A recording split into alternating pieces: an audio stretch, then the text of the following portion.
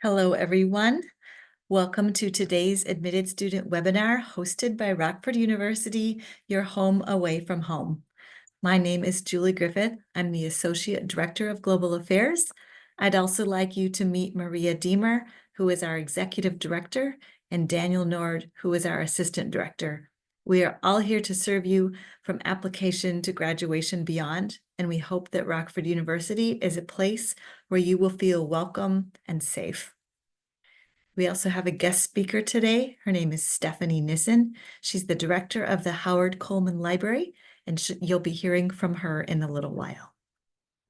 Today's topics are Rockford University academics, the American educational system, academic support on campus, how to avoid plagiarism, and class registration.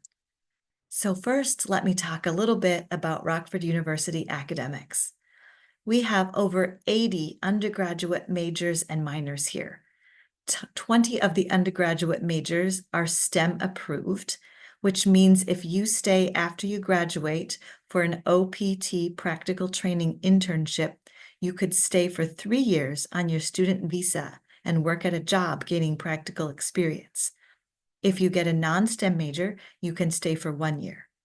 Rockford University also has an English Language Institute and 3 graduate programs that international students can study at in business, education, and teaching.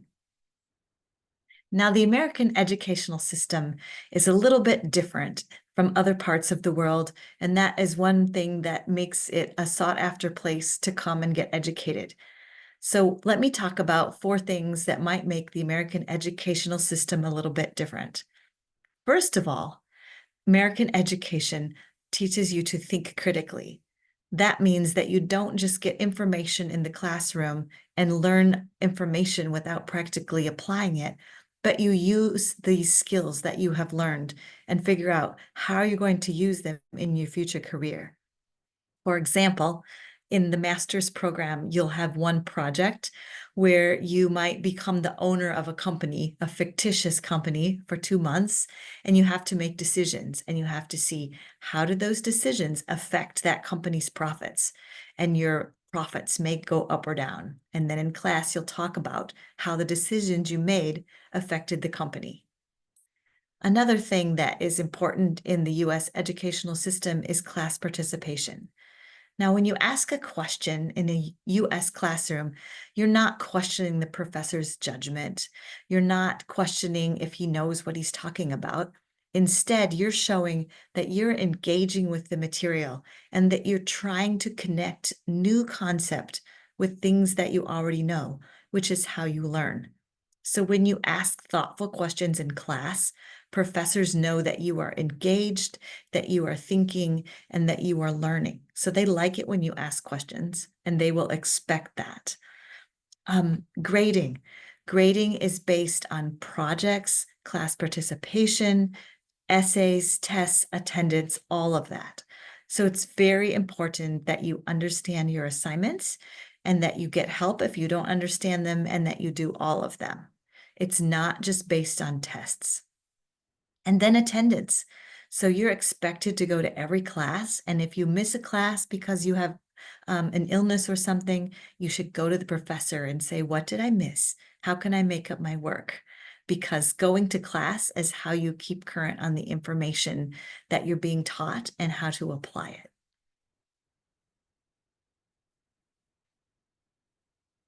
Now, you may be thinking, boy, how can I keep up? It's different from what I'm used to. How am I going to survive? Well, I'm so glad you asked, because we have lots of academic support on campus. And this academic support is free with your tuition, and many students take advantage of it. So pretty soon, you're going to hear from Stephanie Nissen. Stephanie? Hello, my name is Stephanie Nissen, and I am the library director here at Rockford University. Today, I'm going to talk to you a little bit about academic support on campus, as well as how to avoid plagiarism when you're in the classroom. So In my role as library director, I also oversee the Hub for Academic and Research Success. They are located within the library and offer a variety of services to help you as a student reach your full potential. So I would like to emphasize that these resources are for all students, regardless of their academic standing. We sometimes have students who have a B and just need to get bumped up to an A, so they come visit us to see how our peer academic coaches can assist them in achieving that A. We have 17 total peer academic coaches signed up for fall 2025. And this is subject specific coaching, or we can offer generalized if you need something a little more general. Some of the topics that we do, more generalized coaching with are time management, presentation practice, note taking, research. And our academic success coordinator is always available to meet with students who may need a little more assistance as well. We also have testing services located within the hub. And these you may become familiar with if you have to do any kind of proctored test, any kind of placement test, or any kind of makeup exam through us. So that is also housed within the library. We also offer a variety of workshops. Again, the subjects are varying, but we do a lot on time management and research success. And we do often visit classes as well as a kind of component of that where we get to get into the classroom and speak with the students directly a little bit more about what we can do to support. I'm now going to switch gears and talk a little bit about how to avoid plagiarism. Some key terms and concepts that we'll talk about briefly. Academic honesty and integrity. We do have an academic integrity policy on campus. And what that means is being truthful about your academic work, being honest that you were the one who created that work. We do this through citing sources, and this is how we give credit to others for their words and their ideas. Another key term or thing that you'll want to be aware of is AI, particularly generative artificial intelligence, which means an AI system that can create something new, so text or images. Many instructors will check written work for generative AI use along with plagiarism, so to see if you properly cited when you borrowed words or ideas from other authors in the field. My best advice, if you do choose to use any type of AI, is to first check with your instructor to see if it's okay and to see how they'd like you to cite or attribute the use of that tool. I know a lot of students like to use AI tools for translation and things like that. So it's just a good practice to talk to your instructor before you actually use it so that your work isn't flagged and that you are respecting the policies within each course. In the United States, using someone's words or ideas without giving them credit, without including that citation, can be a serious offense, even if it's done unintentionally. So being aware of that academic integrity policy and being aware of any course-specific policies will help you, be sure that you're not falling into this trap of plagiarism. And the easiest way to avoid it is to either quote it, paraphrase it, or summarize it. So these are the three ways that you can sum up someone's work or borrow from someone's work without, falling into the trap of copying and pasting someone's work. No matter which of these routes you choose to take to summarize or quote the information, you have to include a citation. And that means giving credit to the author, the title of the work, the year the work was done, and all of those important things to help others find the original work that you cited.